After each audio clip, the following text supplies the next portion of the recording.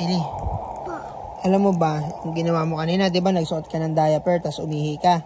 Tapos hinubad mo, tapos tinapon mo, di ba? Di ba? Alam mo ba kung magkano yung diaper? 15 pesos. Sino nagbabayad nun? Ikaw. Oh. Pero, kung ang ginawa mo, kung ang ginawa mo, dun ka sa CR nagwiwi, hindi na nagbayad si tatay ng diaper. Di ba?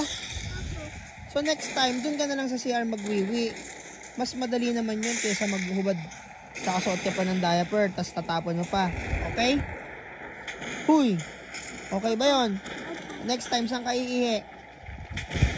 Ha? Saan? Saan ka iihi next time? Banyo. Okay, para hindi na magbayad, para hindi na Bayad ang diaper.